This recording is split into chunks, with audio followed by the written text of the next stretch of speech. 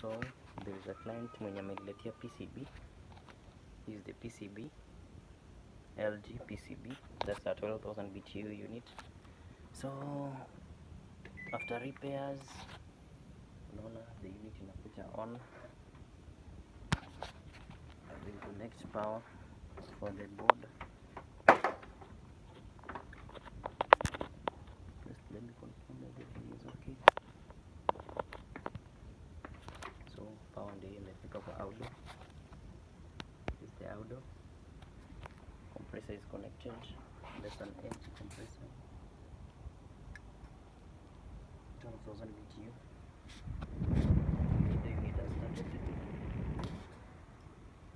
Auto preparing to start. As you can hear, the inverter compressor is starting. The compressor has started, meaning that the PCB was successfully repaired. So just contact me. That means that here at North 36 nafanya the inverter repairs. So hii card ilikuja with the CH26 error, CH26, CH25, that is a current sensor error, na imekuwa repaired as you can hear.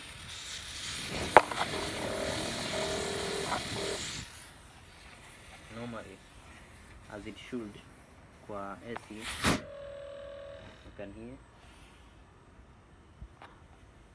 So for more information, just contact me. We do AVS repairs, split ACs,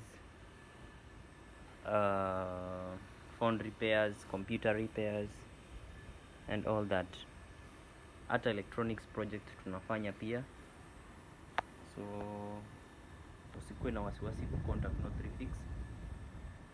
That's a pressure washer. We do major services kwa njia inaeleweka. So North 36 is the way.